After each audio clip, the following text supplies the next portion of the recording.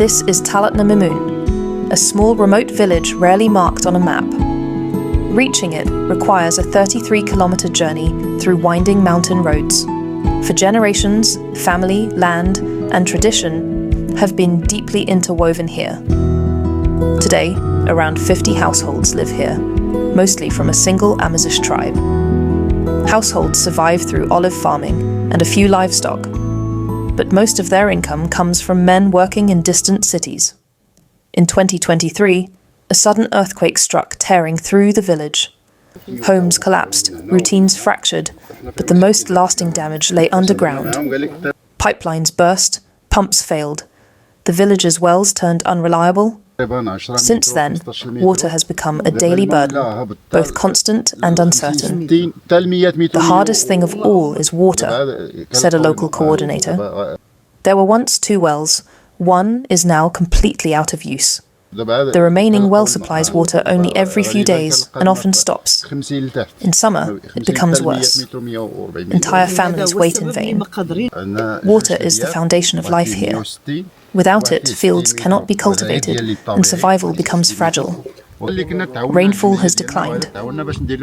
Groundwater levels continue to fall. Its absence has not only changed the colour of the land, it has shifted the very centre of daily life. A local doctor tells us this burden is beginning to manifest in women's bodies. Groundwater might be contaminated. I see children with skin conditions and infections regularly, he says. He has advised families to use bleach to disinfect their water. This is the cost of water. This is the texture of daily life here. Here, it is the women whose health and lives bear the heaviest impact. They cook, clean, raise children, while calculating how long the water will last. Water is the household's lifeline and a daily source of stress. This struggle for water is also the untold story of women. A 27-year-old woman lives in this remote village with her 2 young children. Every day, she wakes before sunrise to cook, clean, wash clothes, and care for her family. Although her parents and in-laws live in separate houses nearby, she also helps look after them. This household, she says, can't run without me.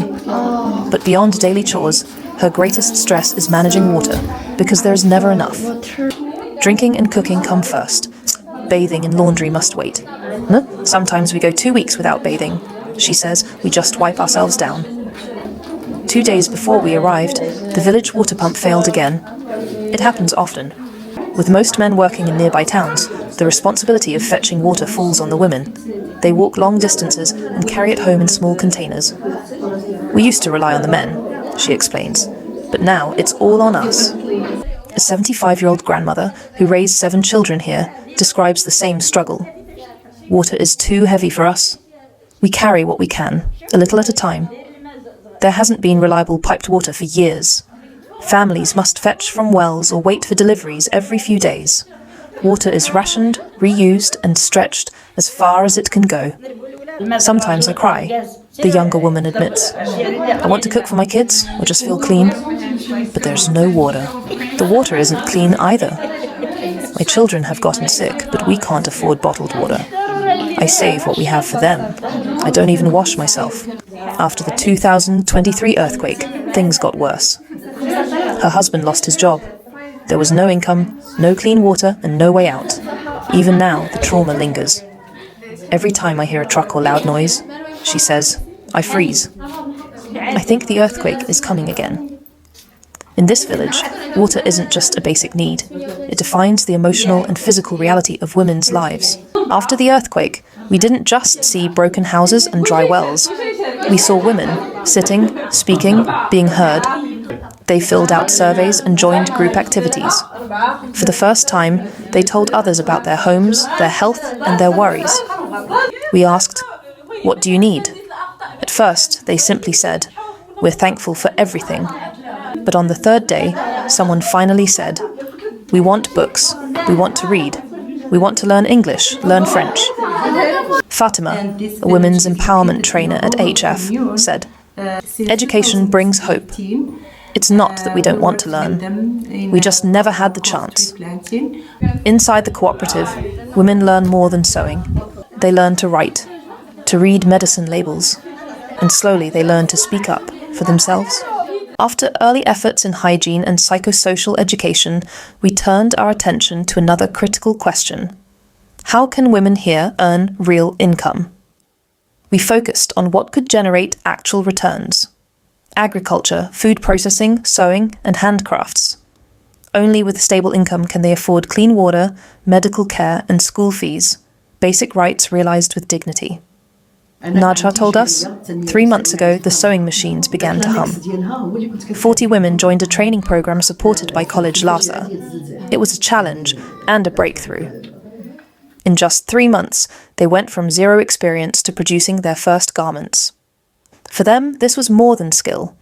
It was confidence, rediscovered. But what they truly need isn't only equipment or training. They need language education, sales channels, and just enough support to take the first step. We hope these products won't only bring income, Najha said, but dignity. With income, they can afford clean water, medical treatment, and education. Not just survival, but the power to hope and to change what comes next. They laid out the clothes they had made, as if unfolding a life they were just beginning to stitch together.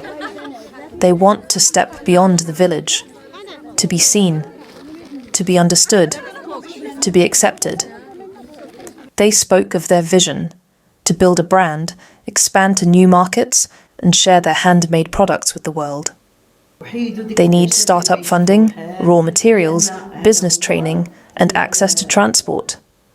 They hope that support won't end with buildings or machines, but continue through long-term education, ongoing training, and sustainable market links. For now, High Atlas Foundation is their only partner, but they are hoping for more support, more possibilities. Through 3 days of in-depth interviews and observation, we identified 3 directions for the cooperative's sustainable development, and offer them as reference for organizations and individuals who wish to support these women. First, addressing basic water needs by improving storage conditions to ease the daily burden of water collection on women. Second, promoting literacy and language education so they can gain the ability to communicate with the outside world.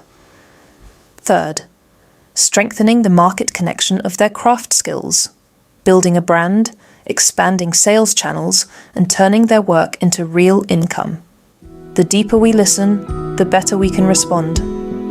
We may not be able to change the whole world, but when the world finally looks their way, we can make sure it truly hears them and understands what they really need. They smiled, waved, sang, and played drums. It was a farewell, and maybe a welcome to a future not yet seen.